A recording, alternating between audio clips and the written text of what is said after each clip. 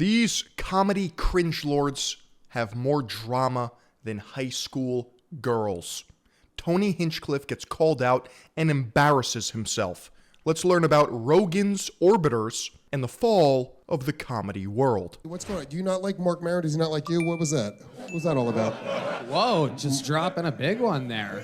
I mean... Is there a beef with you and Mark Maron? I mean, I don't ever acknowledge these guys, these mentally ill people, when they, go online and start talking about me and my friends and calling us Nazis. So he's calling you guys and Joe Rogan Nazis, right? Is that what's happening, yes, essentially? the two biggest, most watched podcasts. Which is such a hack What thing a at this point. While I put out 2.5 hours of comedy content every week.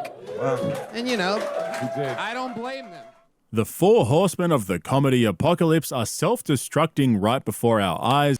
I mean, it is loaded language to call Joe Rogan and Tony Hinchcliffe Nazis. That is the very problem with leftist ideology and wokeness. And the fallout is funnier than anything coming out of the comedy mothership. The backlash against Joe Rogan and Tony Hinchcliffe's obsession with self-promotion And if Mark Maron comes at two of the biggest podcasters in the world, the optics just reek of jealousy. He may actually have some valid criticism, but their success kind of speaks for itself. No matter what you think. Aggrandizement has reached fever pitch levels, and all their buddies are capitalizing on the momentum by bringing it up at every opportunity. It used to be about getting on JRE and Kill Tony to promote yourself and get that Rogan Kill Tony bump, but now all you have to do is talk shit about them for exactly the same effect. This whole thing is so simple. Rogan is famous for his podcast and Tony is famous for his live talent roast show, whatever the fuck you want to call it. Nobody's disputing that. The problem is neither... These subtle passive-aggressive call-outs on each other's podcasts, it's just gyno-coded. Nothing manly about it. He said this. My feelings are hurt. We're talking about a bunch of multimillionaires who have dream jobs and can't even do that right. They're entertaining midwits, slugs.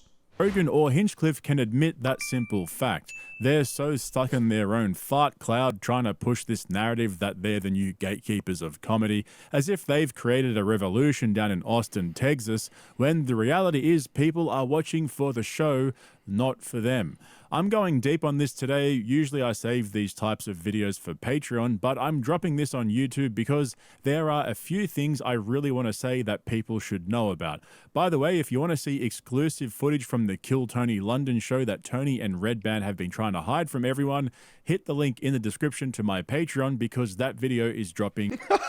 Can't imagine being in an internet feud with another man. Just sign off or ignore it and continue making your millions. That's right, it's great advice. Personally, I like to touch grass. And by that I mean using the best soap in the world, which is Cheeky. Use cheeky.com/Philion, 10% off, plus free shipping to the US. Very soon. As for the current situation with Tony Hinchcliffe going on Legion of Skanks and hitting back at Mark Maron and Anthony Jeselnik, the copium is real in this one. Tony's sitting there with reflective sunglasses on, puffing on a British cigarette, acting like Liberace's long-lost love child while getting in his feelings over the growing backlash against... All these podcasters hide behind sunglasses. You ever notice that? Tim Dillon, Tony Hinchcliffe, Andrew Tate. But Andrew Tate was doing it before everyone else was doing it. The Austin comedy scene is peak comedy. And Andrew Tate could actually beat the shit out of anyone. So he gets a pass. Tony, what's going on? Do you not like Mark Maron? Does he not like you? What was that? What was that all about? Whoa, just dropping a big one there. I mean... Is there a beef Eyes are the window to the soul. So true. with you and Mark Maron? I mean, I don't ever... See, my soy blockers, which I should be wearing, but I'm going in raw today, serve a purpose. There's a practical use. There's no sunlight indoors.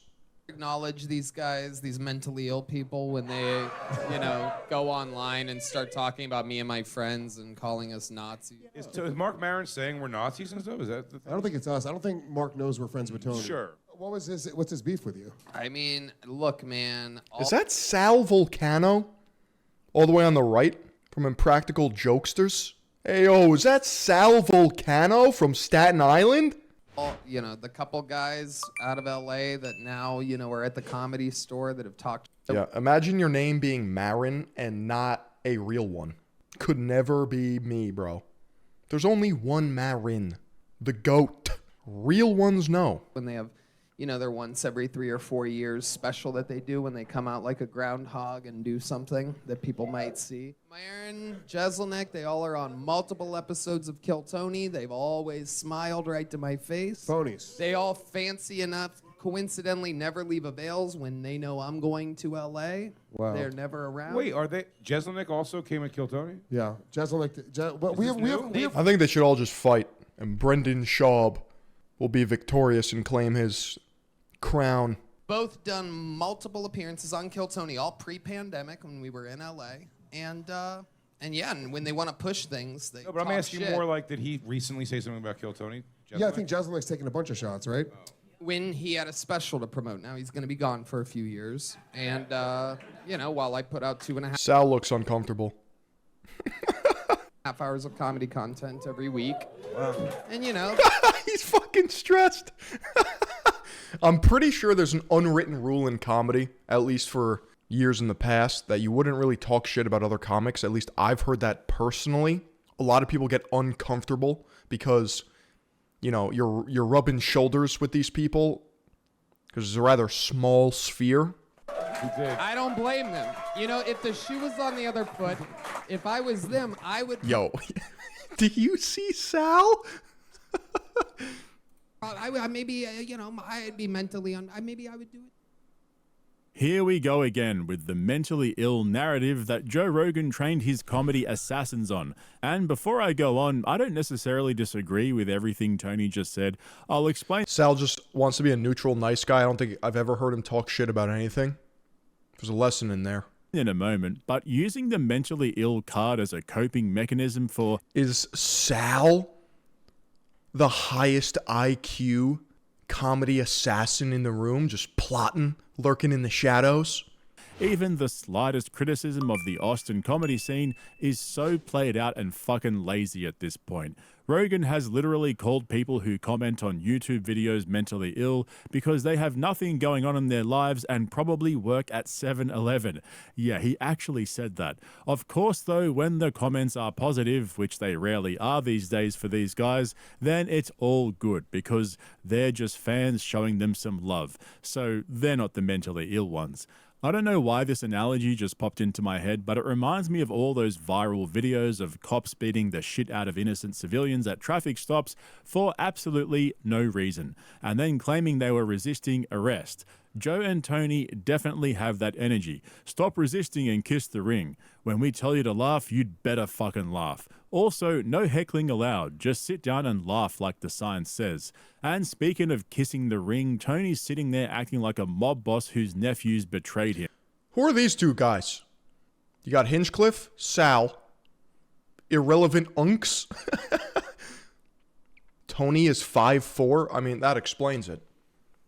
So is Rogan. It's because if you're short, you have to compensate and try to be funny. Dave Attell and the other guy blew a tranny at Skankfest. He actually blew a transmission. Wasn't that the joke? I saw that floating around. Joe DeRosa. Never heard of them in my life. Mark Maron and Anthony Jeselnik have both been on Kill Tony multiple times pre-pandemic, so over 5 years ago. Comedy Chud Boiler Room. And now look how they broke my heart. I gave them... Who's this guy in the middle? With the painted nails. This is the guy that was on Rogan all the way on the left.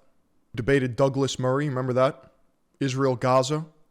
Everything, and look how they repay me by speaking their minds in public and taking ownership of their own opinions. If It's just another unk. Do You Know Who I Am was a person, it'd be Tony Hinchcliffe. But this was the part that broke my heart. Jeselnik had a special to Pre-pandemic is actually relevant because of the attempts to cancel people was why Tony created a refuge in Austin. promote, so he'll be gone for a few years. Meanwhile, I'm pushing out 2.5 hours of comedy content per week. Now look, Tony's absolutely right about Mark and Jeselnik coming out from under their rock to promote their specials and taking shots at Rogan and Tony to go viral. I mean, Cat Williams did exactly the same thing, and I know he's already a big name, but the formula is exactly the same. But for Tony to back up that statement by saying he's pushing out 2.5 hours of comedy per week is absolutely fucking wild. This is the big lie that Tony and Rogan keep saying out loud. They don't do comedy, they host it. Tony is an open mic comedy They understand the game. Because you can't shit out 2.5 hours of high IQ, hilarious comedy material per week. It's impossible. That's why if you actually do stand-up comedy, the reps you put in are like 5-minute sets. And then you work your way up to like an hour and a special. So it's disingenuous to say, 2.5 hours of comedy content per week. Like, sure, it's a live podcast show where you feature comedians, but you're not the one, you're just roasting people. show host, and he's a great roast comedian. Him acting like he's pushing out the equivalent of a comedy special every single week is so delusional that I think he actually believes it. Blurting that out in the moment just goes to show you what he really thinks. What he really should have said was, Jeselnik had a special to promote, so he'll be gone for a few years. Meanwhile, I've never released a real comedy special in my entire career as a comedian. There, I fixed it. These guys really need to stop and listen to the actual criticism rather. Back in the day, comedy specials were the pinnacle of your value as a comic. They used to be digitized on CDs, and people would listen to them in their cars, on road trips, driving to work. It was like an event. But yeah, you could skip all that now with social media. You can just have a podcast. Bobby Lee is another comedian who I don't think has an actual special. Maybe he has one now, but he's been doing comedy for what, like 30 years? Than creating their own narratives in their heads to help them sleep well at night. But the thing with Joe, Yeah. is I don't know that we have a lot to talk about because of my idea of what he's done to comedy. Sure. And I don't think it's great. I think that it's tribalized, and I think that, he's created a sort of army of people that think they I think Bobby Lee is more known for being a cuck than a funny dude. Yeah, there are some famous cucks out there. know comedy, but they only know a specific thing, and what they think is good is not necessarily good. It may be what they're like, what they like, but on the outside of that, most of this sort of sensitive weirdos that we all grew up with in comedy have been sort of pushed aside, and the space for them has become limited. There are some good comics in there, and there's a lot of middle section. There's a lot. I believe that we all exist in the same And it world. doesn't matter is my point. I get why you... It's not all on him. No. The culture has changed, Right. And I don't necessarily think for the better. What do you think the Austin shelf life is going to be? Well, Well, I that's a- don't know. Like, I think that it's so effectively tribalized at this point. It really comes down to material. You're not able to confidently do an hour without worrying about getting clips so you can get people come see you to do crowd work. Yeah. What are you? Where does crowd work fit into all of this? Because a lot of industries and mediums of art and culture have just been slopified, as we know. I'm going to say cancellations and woke plus clip farming in the form of crowd work and podcasting just completely ruined the entire art form. What is your voice? Who do you work for? You'd like to think you're working for yourself, Yeah. but you're just a platform bitch who doesn't really need to find who they are up there or do anything interesting at all. That's a problem. Yeah. So I'm tired of the attitude. I thought you were going They to say come- violence in this country. No, and I no, was no, about to no, no, lose no, my no, no. shit. I'm tired. They come up back to L.A. One guy, I want to name his name. I go, oh, you're pretty. You seem like. So name his name. God, you're there. This is almost worse. thriving. And he goes, I'm killing it. killing it. You know what I mean? And I'm like, whoa, dude. With You moved out because you couldn't survive here. Yeah. This is a different. It's an animal. It's just so weird seeing like a 65-year-old man put zins in his mouth. Because I'm trying to picture my dad doing that. What are you, gay? Where's the cigar? Where's the cigarette? Because it's a Zoomer-coded activity. Well, let me just pop a Zin in. By now, everyone's figured out that Bobby Lee was talking about Tony Hinchcliffe there. The arrogance to come out and claim that you're killing it now when nobody actually cares about your stand-up act is so typical of the Austin comedy guys. I was reading a post the other day about someone saying how they went to a Tony and Friends show and how surprised they were to see how many empty seats there were everywhere around them. That's the reality for a guy like Tony. People don't watch Kill Tony to see his comedy, they watch it for the spectacle. I mean, that's why I watch it, and I'm a huge fan of the show. We want to see people bomb and get roasted and the different guest comedians on the panel. Occasionally an open micer murders He's objectively killing it, whether you like him or not. Tony?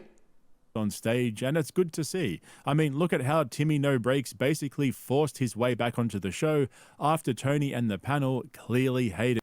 So, Joe Rogan comes along and makes the Comedy Mothership, which is a space for comedians.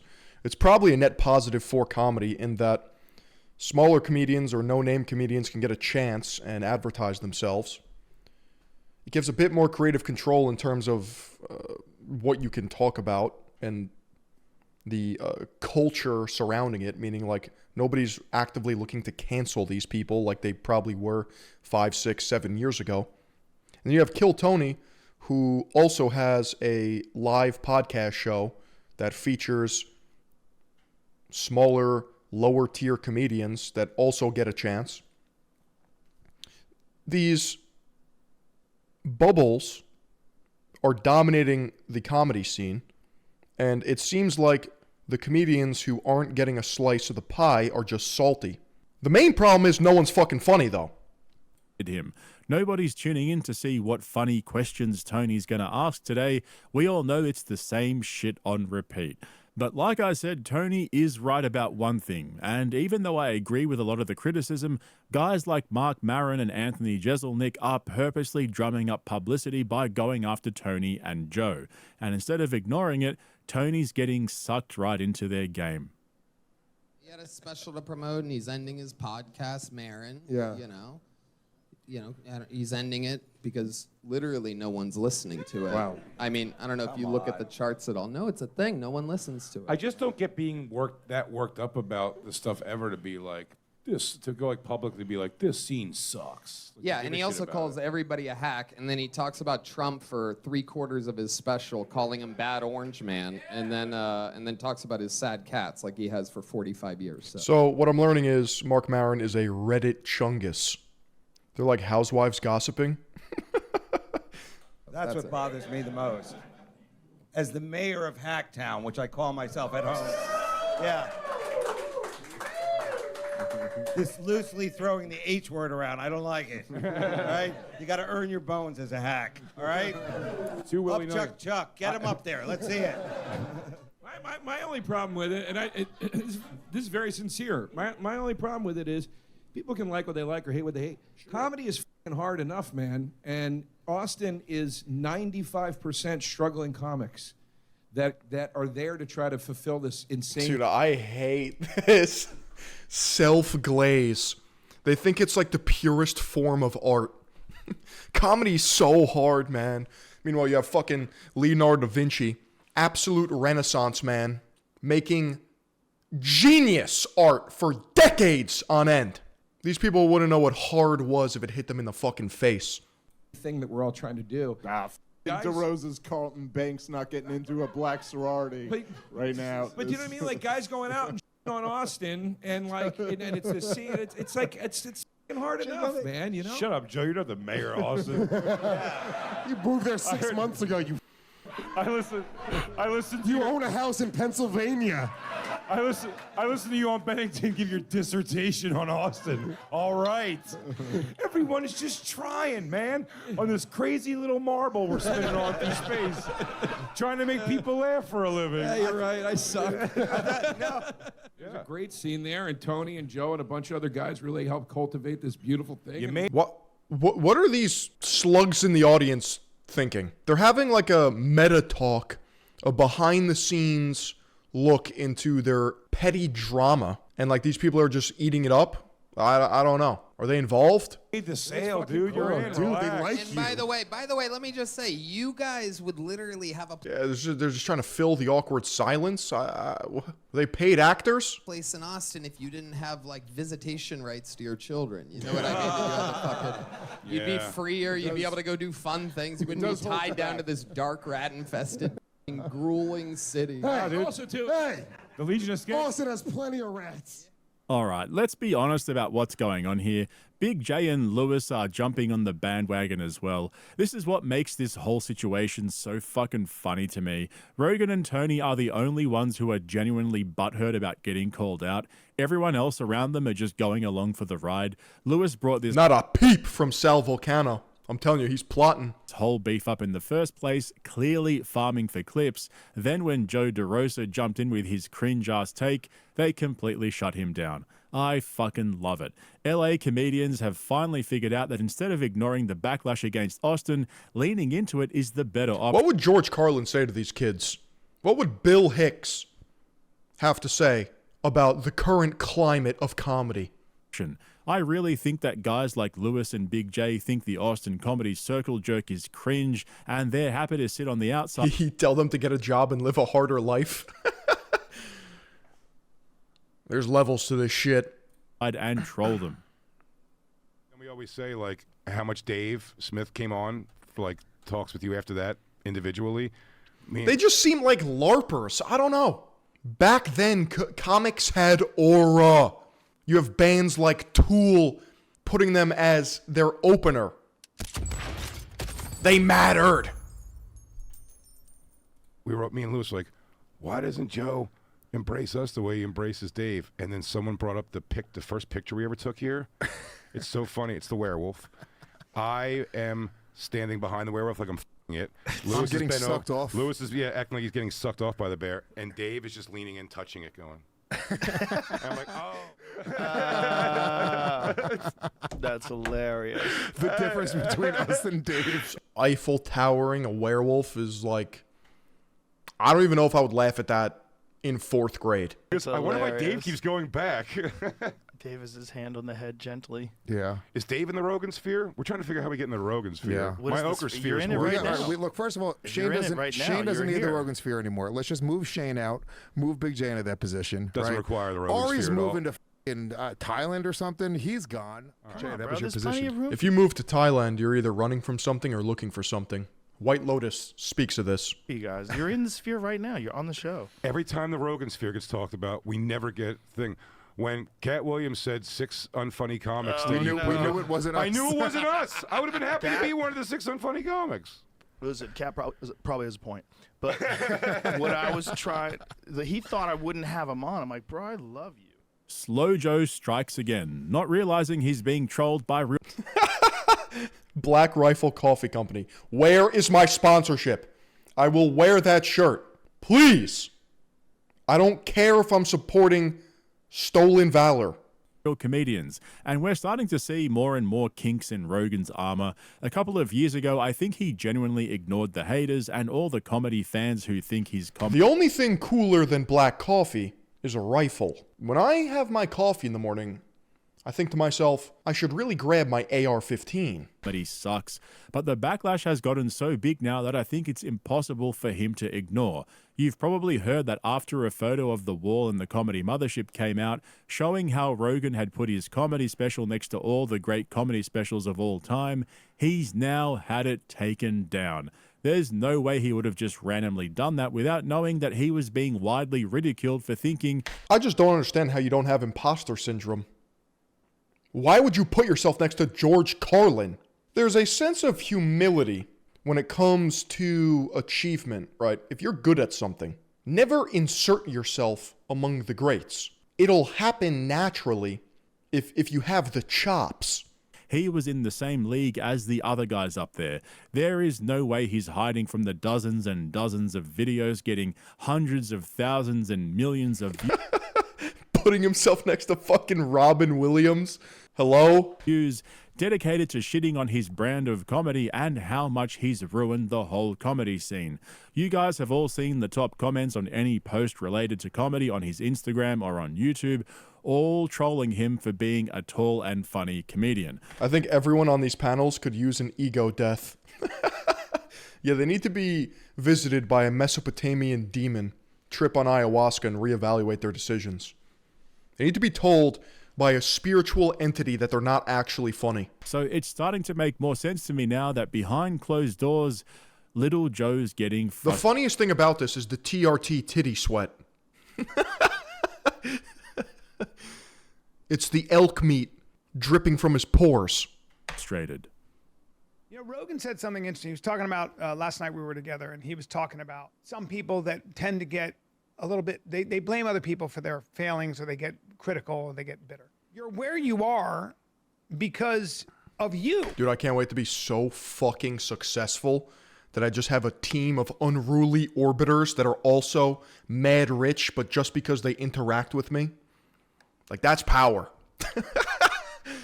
You did this. Don't blame... And they have their own intermingled beef and petty squabbles. Meanwhile, I'm on my compound in my bat cave, dressed in all black Rick Owens, chrome hearts, soy blockers on. I don't even know what's going on. I don't even know what day it is. Don't then turn and look at successful people and go, oh, those guys are assholes. Like, what are you doing, man? No. I didn't have anything to do with your not being a superstar. You did. Mm-hmm. So why are you turning to people that have been a little bit more successful and criticizing them? And it's exactly right. It's like, when was the last time you took responsibility for where you're at, man? And For you're me, talking it's about like- some old salty comic. That's a zesty ass pose. Chad, have you ever catch me lacking like that? Shh. You better call me out real quick. That's a victim pose right there. That's cock shame, actually. Both of them. That mushroom stamp's got to be pointed towards the world. You got to hold me accountable. Yeah, sure. I know maybe. exactly what you're talking about. Maybe. Yeah, definitely maybe. Sorry, real quick, just remind me who the mentally ill ones are again. Was it us or them? I'm falsely confused now. According to Joe and Tony, there's no such thing as valid criticism anymore. You're either a fan or a salty, jealous hater. There's nothing in between. And the narratives they come up with to cope with the backlash are totally overblown and exaggerated.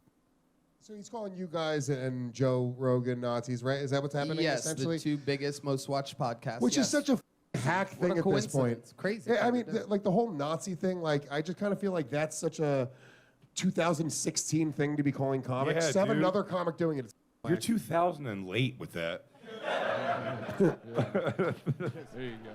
I agree that it's played out, but characterizing the criticism as just them calling us Nazis is straight up cope. There's actually a lot more nuance to what Mark and Jeselnik have been saying. Is there, though? 2000 and late. Oh, my fucking sides hurt. How did that get a fucking chuckle from everyone? Are they being held at gunpoint to laugh? Even if they're just fishing for a reaction out of them. As you saw in those clips I played earlier from Bad Friends, the main issue is the tribal cult-like nature of the Austin comedy scene and how they've appointed themselves as the arbiters of comedy around the world. We've heard Rogan say multiple times on his podcast that the comedy... Yeah, the laugh light turned on. The mothership is the center of the comedy universe, and that Kill Tony is the benchmark for comedy around the world.